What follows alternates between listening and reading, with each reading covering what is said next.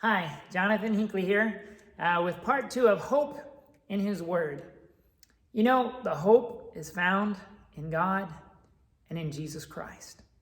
And the way that you can get in touch with Jesus Christ is through His Word. A lot of people want a quick fix, an easy answer. So, for example, people who used to preach on TV got famous for saying, just touch the TV right now and power from God will come out to you. But that's not what we read last time when we read in Hebrews. It says, first of all, you need to believe that God exists, but then you need to believe that He is a rewarder. He's someone who will reward you if you earnestly seek Him. It's not a quick fix. It's about spending time reading in His Word. And what you find out about Jesus will give you comfort and hope in the middle of whatever is happening.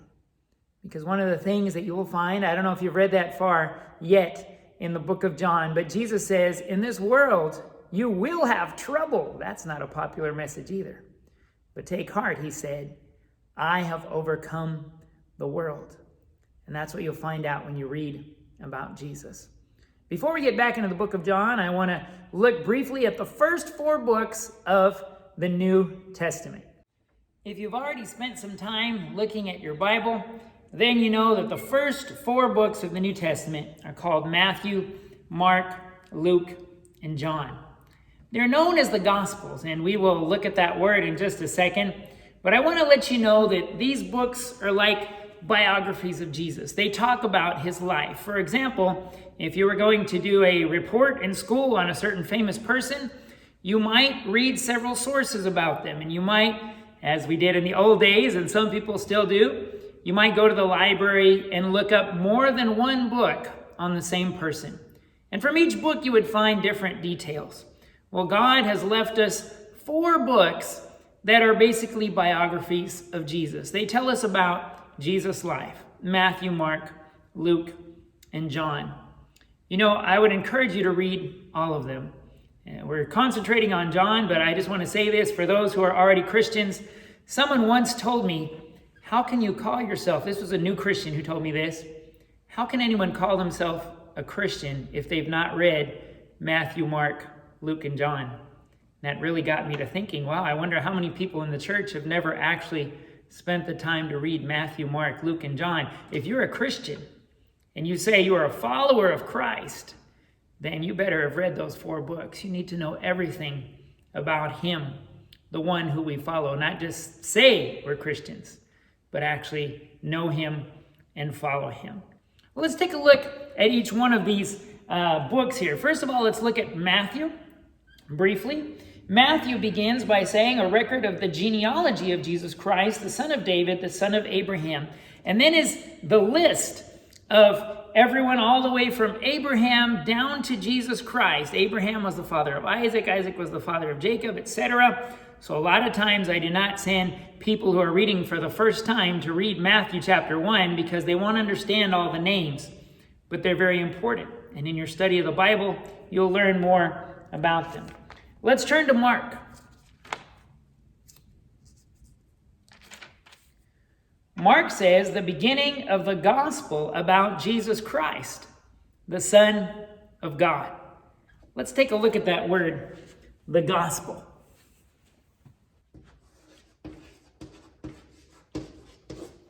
The word gospel actually means good news. But I'm also going to break down to you the original word in Greek.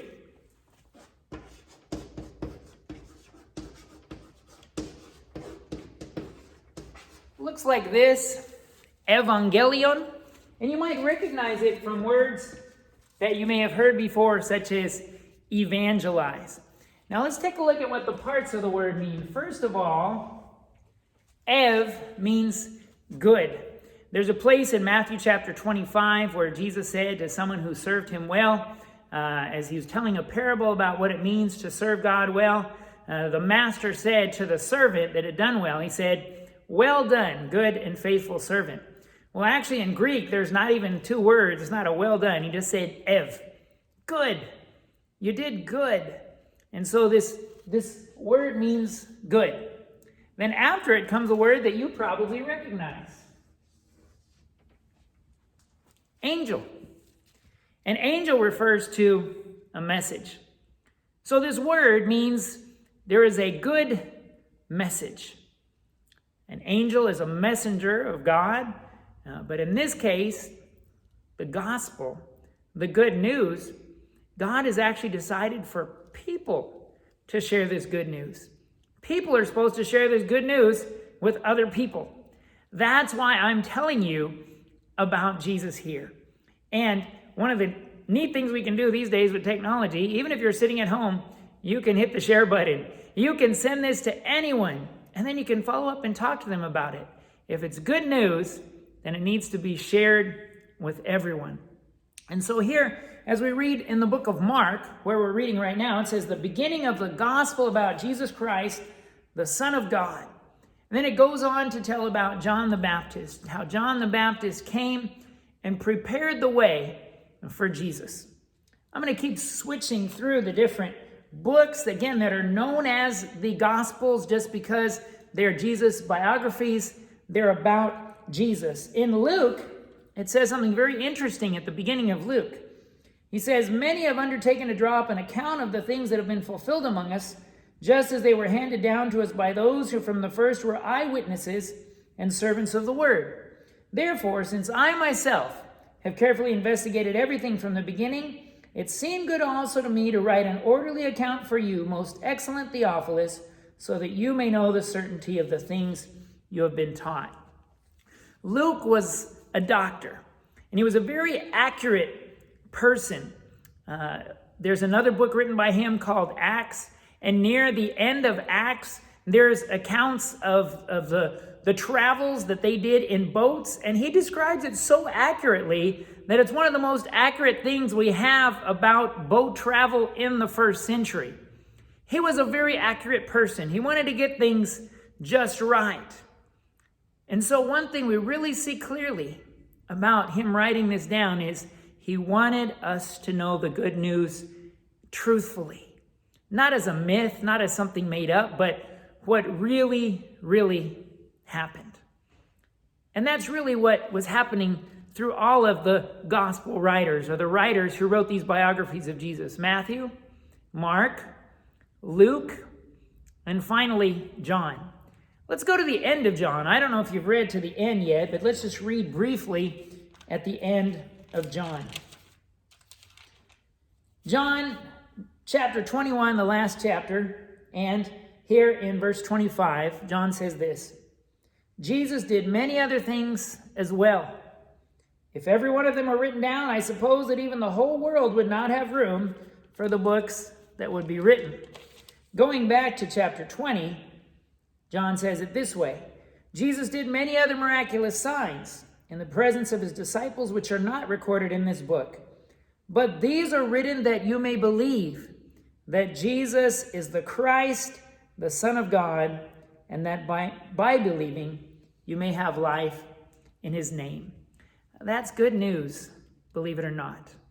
No matter what situation you are in life right now, no matter what's going on around you, if you believe in Jesus, you can have life. I hope you've already started to read the book of John. In case you're one of those people who's read Matthew, Mark, and Luke, and John many times, I want to encourage you to go back and forth and look at how these books work together. But if you're reading for the first time, I hope you've already started and you found something interesting. The book of John begins in the very beginning. In the beginning was the Word, and the Word was with God, and the Word was God.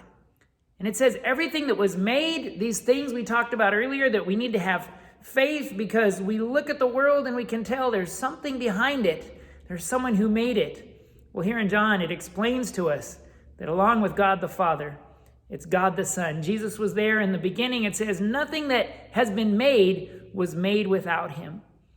It kind of sums up the sad story of Jesus. It says he came to his own, and his own didn't receive him. I think most of you know what happened to Jesus. They killed him. But he says to all who do receive him, who all who did receive him, he gave the right to become children of God, not born in the natural way, but actually spiritual children of God. And then, in case you were following along and you're kind of wondering, well, how do we know that it's talking about Jesus. It just says the Word. How do we know it's talking about Jesus? In John chapter 1 and verse 14, it says, the Word became flesh and made his dwelling among us. We have seen his glory, the glory of the one and only who came from the Father, full of grace and truth. I want to ask you something. If God were to live here, what would he do? And guess what? We already know the answer. If God were to deal with people, how would he do it? We already know the answer. If God had to suffer, if God had to go through hard times, if God himself were tired or hungry, how would he react? We know the answer. But you have to read Matthew, Mark, Luke, and John. You can see how God in the flesh lived his life here among us. There's no quick fix for that. I can give you the quick rundown, but you need to read it. Let me encourage you to read the entire book of John.